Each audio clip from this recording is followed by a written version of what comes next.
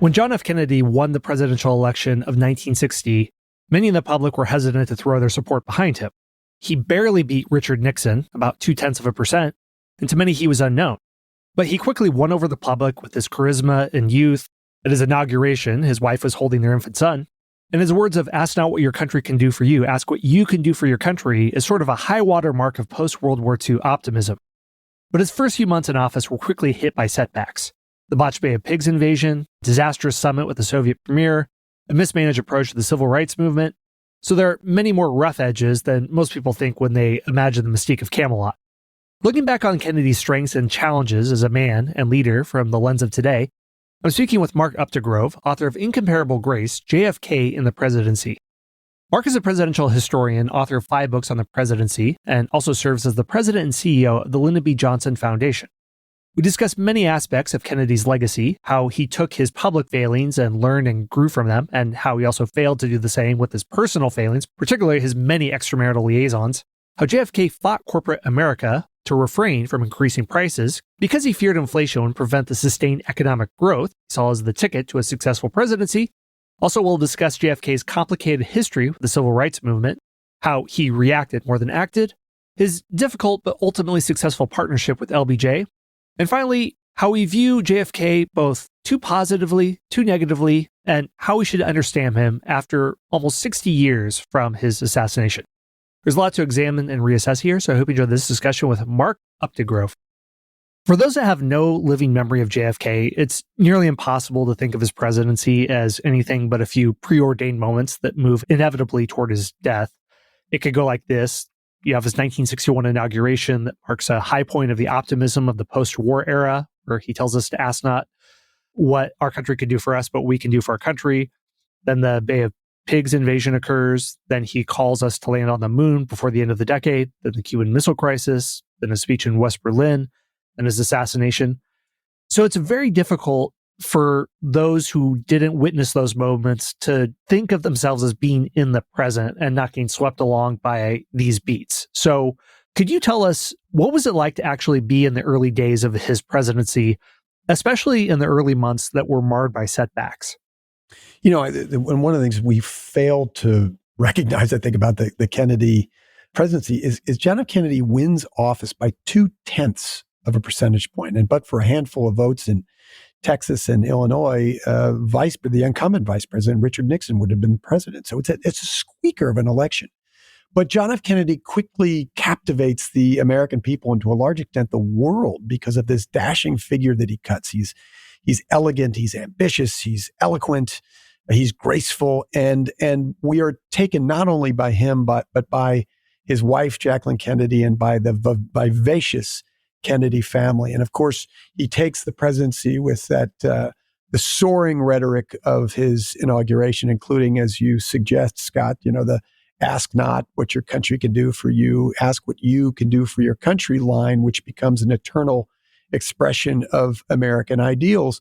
So we rally around Kennedy really quickly. And then he quickly stubs his toe with the failed Bay of Pigs operation, this quagmire that stains his presidency. But even in that moment, Americans approve of John F. Kennedy to the tune of 83%. He sees the high point of his approval rating at that moment. Only 5% of the American people disapprove of Kennedy's performance after that colossal embarrassment just 3 months into his presidency. And it's because we have faith in Kennedy that he can discharge the duties of the presidency. We are also staring eye to eye with the Soviet Union at what is the height of the Cold War, at a time when the Soviet Union is going to exploit any advantage it sees. And I think that approval rating is largely in the American people standing behind Kennedy because they know that the Soviet Union will pounce if they see weakness. And that's exactly what happens with Nikita Khrushchev. He sees in Kennedy somebody who is callow, inexperienced, and out of depth in the presidency, an impression that's only reinforced by the summit that the two have in Vienna just 2 months after the Bay of Pigs quagmire. You note that with these early missteps, he's able to concede his mistakes in the political arena, but then he's able to analyze what went wrong, then draw lessons and move forward by figuring out how to right these wrongs. How did he identify his wrongs and how did he change? Well, yeah, you're absolutely right. And one of the things he does right in that moment, as you suggest, Scott, is he concedes his mistakes. He goes in front of the American people in a press conference. And by the way, the press conferences of John F. Kennedy were must-watch TV. 2/3 of the American, or rather 1/3 of the American people tune in for his first press conference just 5 days after his presidency. But when he gives a press conference after the Bay of Pigs failure, he says, a bad idea is an orphan, but a good idea has many fathers. But at the end of the day, I am the commander-in-chief of this nation, and I take responsibility for what happened. And I'm determined to do better. And he is determined to do better. He does know he's failed. He does know that this is a huge mistake in the eyes of the nation and the world. But he resolves at that moment not to trust his jingoistic military brass, the Joint Chiefs, who have this instinct to go to war with the Soviet Union. They are hot-headed at a time when John F. Kennedy believes you have to be cool-minded.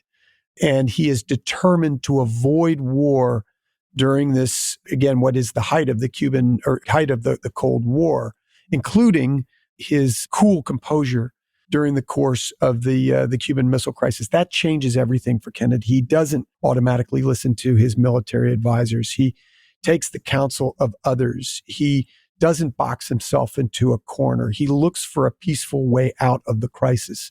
And I think that is ultimately Kennedy's greatest moment in the presidency. There's a lot of deconstruction that has to go into looking at JFK, and not just him, but figures around him, namely Nikita Khrushchev. And after their summit in Vienna, he said that Kennedy was too intelligent and too weak. What did he mean by that? How do you think he was perhaps correct, but also incorrect?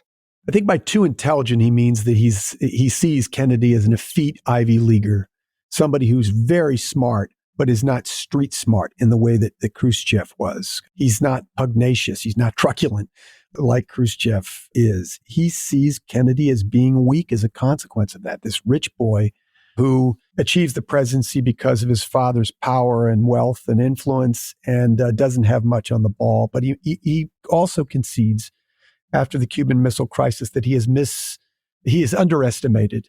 He misunderstands Kennedy, and Kennedy shows his very best at that moment. Kennedy defines courage in the manner that Hemingway described. Hemingway was Kennedy's favorite author. And Hemingway calls courage grace under pressure. And during the Cuban Missile Crisis, Kennedy shows grace under pressure. Again, he does not yield to jingoistic instincts. He does his very best to avoid what would almost inevitably be a nuclear exchange with the Soviet Union if that crisis became heated. And he gives Khrushchev a way out. What we now realize, but didn't at the time, is that the Cuban Missile Crisis is not a zero-sum victory for the United States. It's not like we stare down the Soviet Union and they blink and they relent. In fact, they withdrew their missiles because of a back-channel negotiation that Bobby Kennedy has with his Soviet counterparts, in which the United States agrees to withdraw our missiles from Turkey. We had nuclear missiles in Turkey, just as the Soviet Union was shipping missiles to Cuba. And we agree to quietly withdraw them, which we do 6 months after the Cuban Missile Crisis abates. Another factor, too, and it's interesting you mentioned Hemingway, because perhaps Kennedy looked at him in many ways, including his private conduct and love life. One of the greatest critiques against the Camelot myth is that Kennedy's private life was at complete odds with his public life, and he seems not to be able to look at his missteps and do better in his private life. So why did he not show the same understanding to right the wrongs that he had committed privately that he could do so publicly? I think that Kennedy, he grows up with his father, who was this rabid womanizer. And for the Kennedys, I think womanizing is almost a way of competing with one another and keeping score. He is not we now know that he was not a faithful husband, that he was very reckless in his womanizing, and he objectifies, in particular, most egregiously, one of his interns, a woman named Mimi Beardsley, who's 19 years old and loses her virginity to the president of the United States in her first couple of weeks in the job. And he almost treats her like a concubine when he travels around the country and the world, keeping her in a hotel room for trysts when he's in the mood. So it's hard to ignore that kind of aberrant behavior. It's just absolutely repugnant. But Kennedy's womanizing, again, I think is a product of growing up in this testosterone-infused Kennedy household.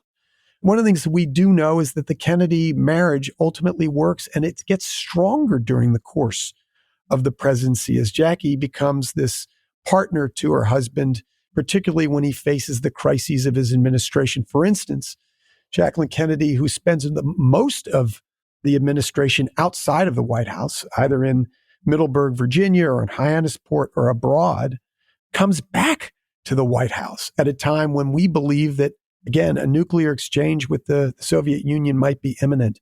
So she shows his real loyalty to him at that time. And I think she becomes a great comfort to him during the most desperate hours of his presidency. It's also worth noting that the Kennedys lose a child. Patrick, their third child, dies shortly after childbirth in August of 1963, just several months before Kennedy is assassinated. And he sees in that moment the tenuousness of life. And I think it binds the Kennedys closer together and binds the American people closer together to the Kennedys.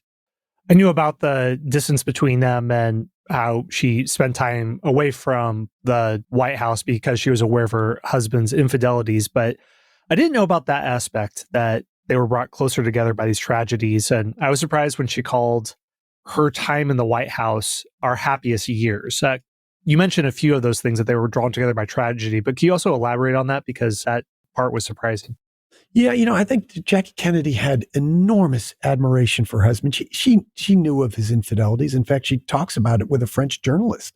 When she's giving a French journalist a tour of the White House, she says, she points to a woman and she says, well, that's the woman my husband is sleeping with. I mean, that's remarkable candor. But she's ultimately a great asset to her husband. It's interesting. Jack Kennedy calls himself the antithesis of a politician in a very candid interview. He's not the baby-kissing, backslapping, name-knowing politician that his maternal grandfather, Honeyfitz, the mayor of Boston, was. He is a lot cooler. He's a lot different.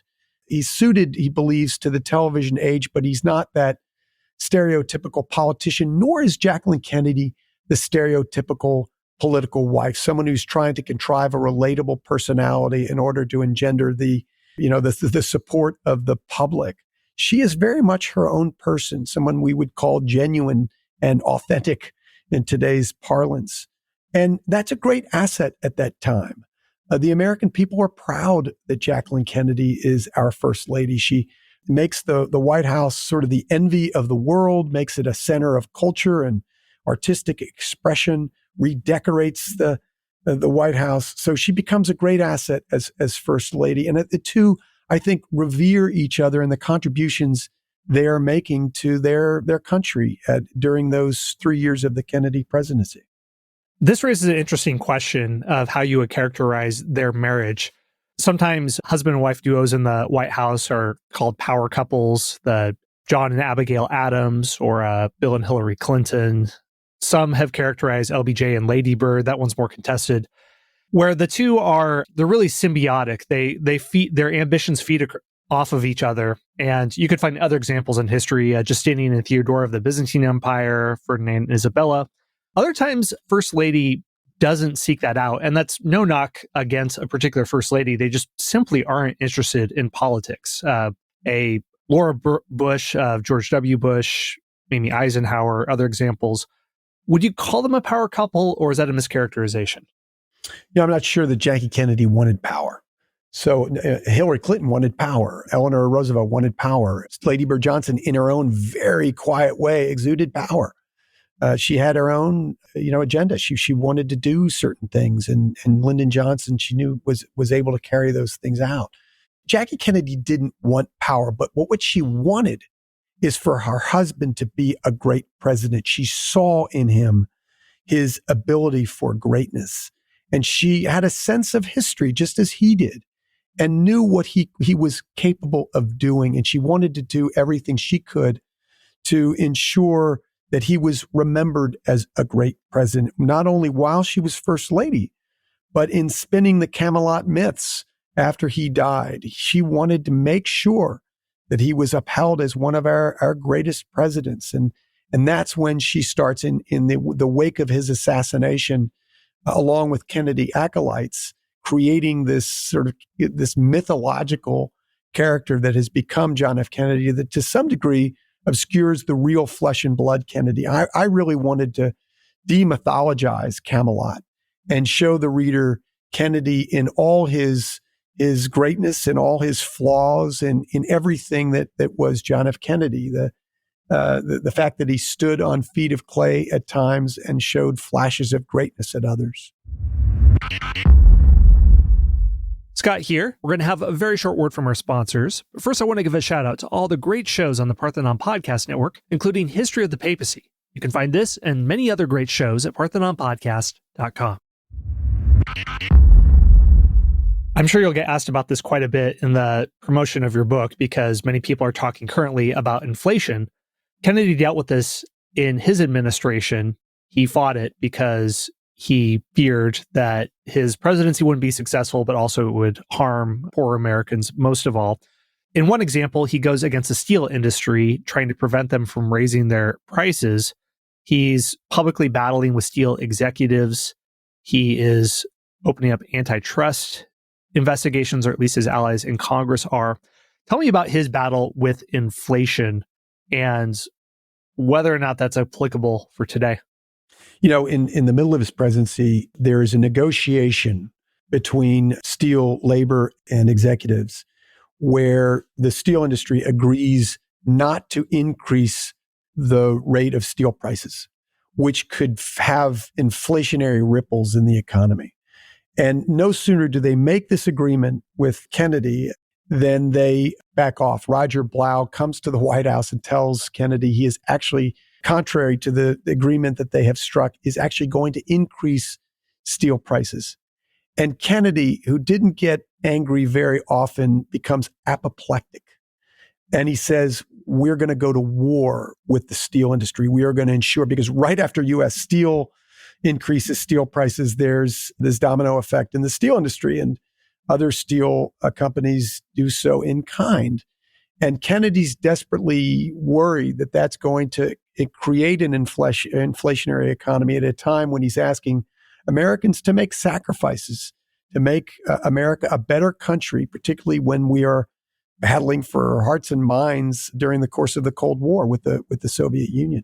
So he, as you suggested, Scott, goes to, looks at antitrust suits, gets the Department of Justice on the case. It's real executive overreach to a certain extent. But ultimately, Roger Blau, the president of U.S. Steel, tries to negotiate, and JFK says there's no negotiation. You got to just take this off the table. And Blau, under enormous pressure from the executive branch of our country, as well as the legislative branch and the Fourth Estate, the press, ultimately relents and avoids a crisis. That said, very quietly, the steel companies end up increasing prices the following year, and Kennedy doesn't contest that. But this becomes a fight that Kennedy believes he needs to fight, not only because it's for the betterment of the country at that time, but it's also beneficial to him politically at a time when he's thinking about the midterms and his own reelection in 1964.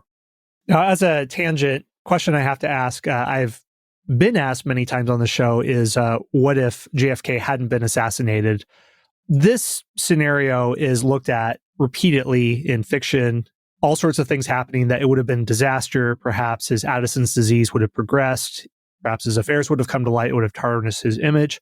Others look at a more optimistic scenario, that the Vietnam War would have been handled better, that one of the black marks on LBJ, the biggest, that the war would have drawn down more quickly. The violent tensions in the late 1960s wouldn't have happened. So it's impossible to know. I won't hold you to a particular course of actions. Perhaps you could speculate, but since you wrote an entire book on the topic, you're more informed than most. What would have happened a full JFK term and perhaps two terms? It's really hard to say. And that's part of the Camelot myth. The reason that Kennedy is upheld as one of our greatest presidents is not only because of what he did and what he stood for, but what we think he would have done had he remained in the presidency. And I think the greatest misconception is that JFK would have pulled out of Vietnam. There's wide speculation that he would have had the wisdom to pull U.S. troops out of Vietnam, which would become a quagmire for his successor, Lyndon Johnson, who escalated the war to his and the nation's detriment. It's even the subject of a Stephen King novel and the subsequent Hulu series, 11/22/63.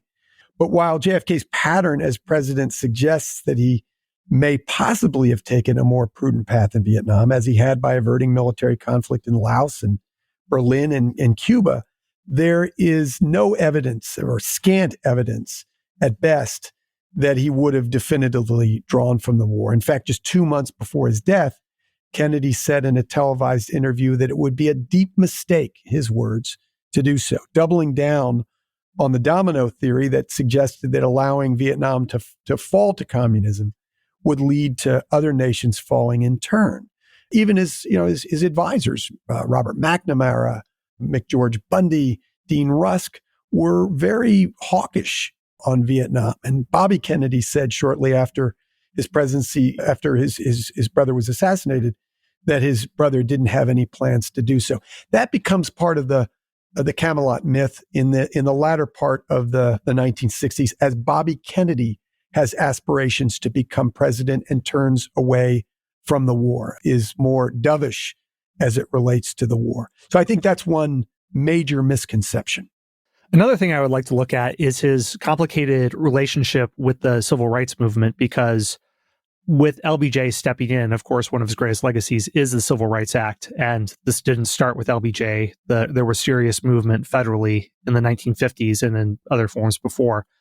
How did JFK work with the actors in the civil rights movement, with the freedom riders going through the South, pushing a Supreme Court decision against segregation that isn't being enforced in Alabama and other places?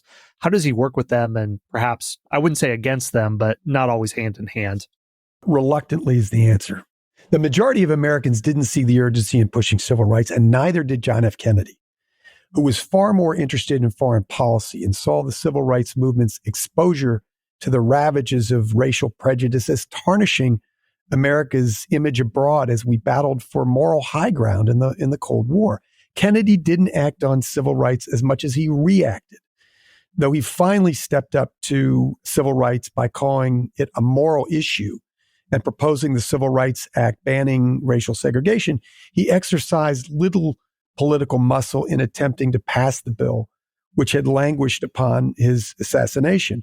We see in the Freedom Rides in the spring and summer of 1961, and the attempted admission of James Meredith to Ole Miss in the fall of 62, that Kennedy is just reacting to what's happening. He's trying to defend those on the front lines of civil rights, but he's not doing anything proactive to advance the cause of civil rights until the spring of 1963, when we see the direct action campaign by the civil rights movement led by Martin Luther King in Birmingham, Alabama. And that's when George Wallace is standing in the doorway of an administration building at the University of Alabama to prevent its inauguration. That's when Kennedy goes on television and largely extemporaneously makes the case that we should support civil rights. But it's a very tricky path for Kennedy politically. While morally, there's no doubt that he wanted the movement to succeed, it is a very tricky thing for him politically. Hey everyone, Scott here. One more brief word from our sponsors.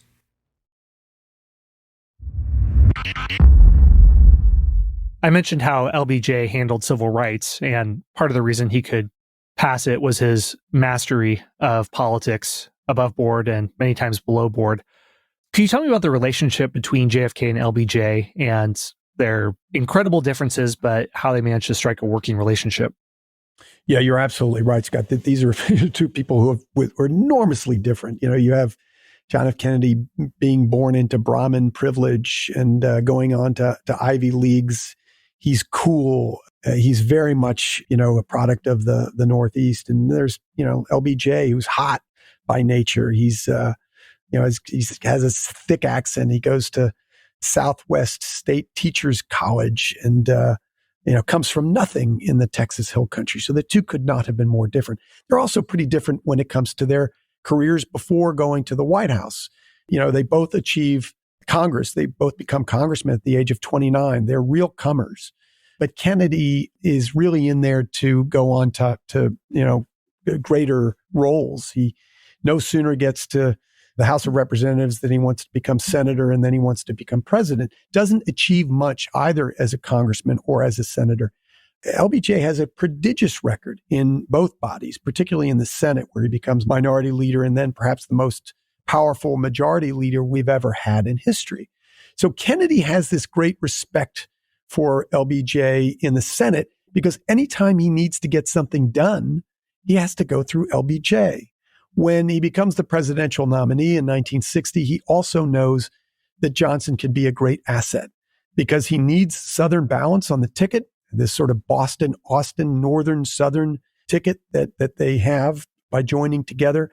He also knows that Lyndon Johnson understands power intuitively. And if he is struck down in the presidency, that Lyndon Johnson can discharge the duties of president effectively.